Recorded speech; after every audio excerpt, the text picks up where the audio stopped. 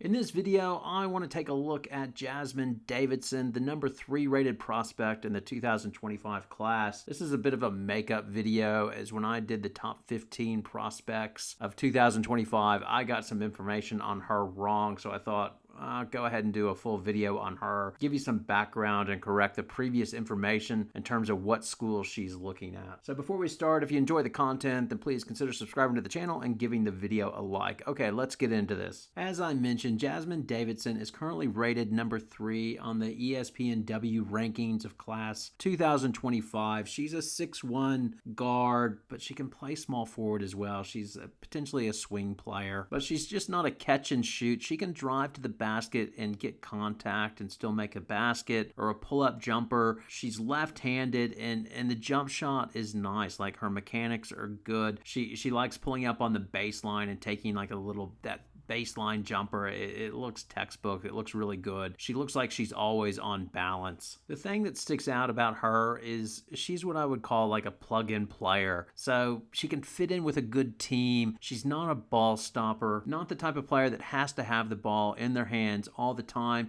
She catches the ball and there's a place to drive and take it to the basket to get points, she'll do that. Or if she has an open shot, she can drill the outside shot as well. So it's that player, if you have a really good team, she's just a piece that you can fit in and not worry about it. And this was on full display when she played AmeriCups under 18. She averaged during the tournament 19 minutes, 11 points per game, which involved shooting 60% from the floor, and that was like 72% from 2-point range, and then 33% from 3-point range, as she went 5 for 15.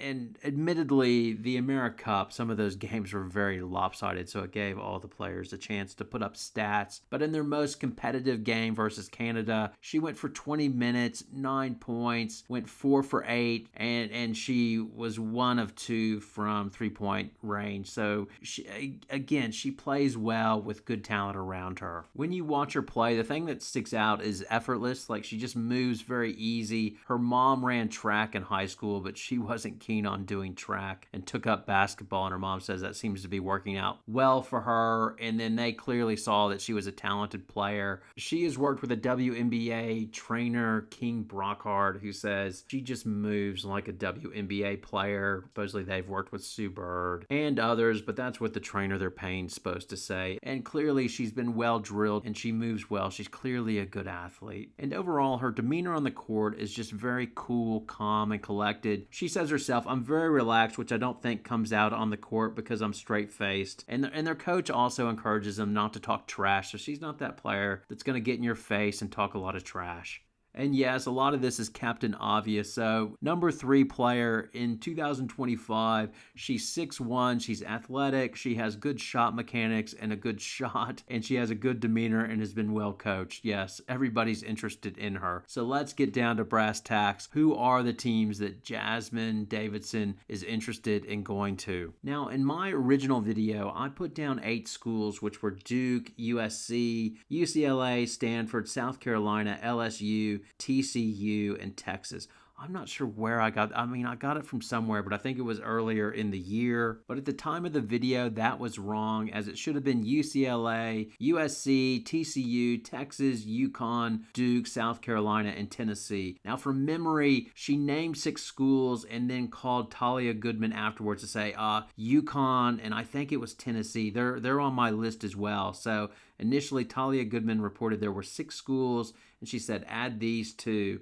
And then since then, Talia Goodman has come out, so she must be the source for Jasmine Davidson, as she has come out with another tweet saying that South Carolina and Tennessee have recently been eliminated, so the schools still in running are 6, which are UCLA, USC, TCU, Texas, UConn, and Duke. Now, Davidson has already taken a look at USC. There's a picture of her and I believe Grace Knox. They're like at a USC football game. But once again, Talia Goodman reports that Davidson has locked in a visit with UCLA on the 11th of October. It definitely appears like UCLA is in the box seat, so she has said this: "I really like the coaches. just the relationships that I'm building with them, Davidson told On 3 of UCLA. And then I got pretty close with Sienna over the USA trip, so that was cool. I would love to play with her in college. I mean, that's definitely a factor.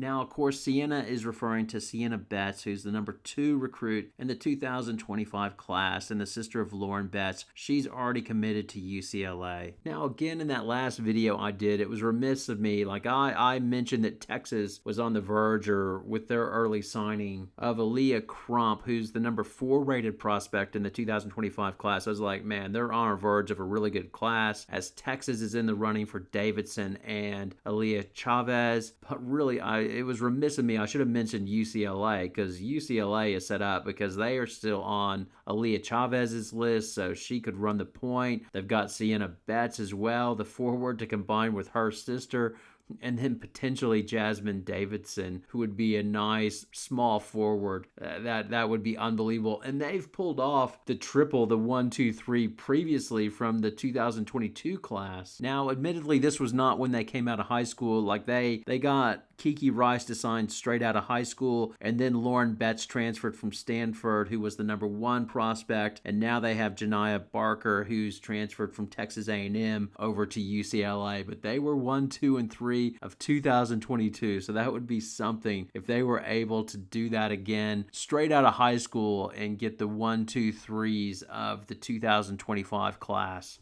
In terms of what she's looking for in a school, she says the combination of academics, which are super important to me, and obviously a really high-level basketball program. She goes on to say, just when I'm on campus, seeing the connection and relationship the coaches have with the players and the family environment. As I mentioned earlier, she already took a visit with USC. She also took a visit to LSU, and she's been scratched on the list off her list, so that obviously was not a fit for what she is looking for. The other interesting note is how TCU is on her list. I don't know if that's because Mark Campbell used to be the assistant coach up at Oregon, and he has connections and knows some of the coaches over there. Obviously, it's on the list, so they're in with a chance. I mean, all these schools are in with a chance. Duke as well, they can recruit, and then UConn. So it'll be interesting to see ultimately where she chooses. I think it'll be UCLA. I just think it's too good of a fit. I suspect she'll want to stay on the West Coast, and I just don't see USC. They've already got so many wings already. So they have Juju, who's the go-to at guard, and then not to mention incoming freshman Kennedy Smith, who plays that wing guard position, in addition to Avery Howell, and then they also have Kayla Heckel. So they are just loaded with all the prospects from their 24 class. It's much the same way with UConn as well. They've got Cadence Samuels, who's a 6'1" wing, in addition to Ali Zabel and Morgan Shelley. So for me, it's hard to envision her going anywhere else but UCLA. But I don't have any favorites, but some of the schools that have been recruiting me are Stanford, Oregon, UConn, LSU. I'm looking for a good mix of academics with basketball and then also a good culture in the program. That's probably the most important thing to me. I admire a lot of programs, but I would say, like over the years, watching the way like Gino and Tara run their programs, those are probably like 2 coaches that I really admire. To be determined. It is a dangerous thing trying to guess what an 18-year-old is going to do. I can say that with experience. Now it's over to you. Where do you think she's going? As well, can Corey Close pull the triple yet again like she did in 2022? Thanks for watching. Leave your poison and comments below.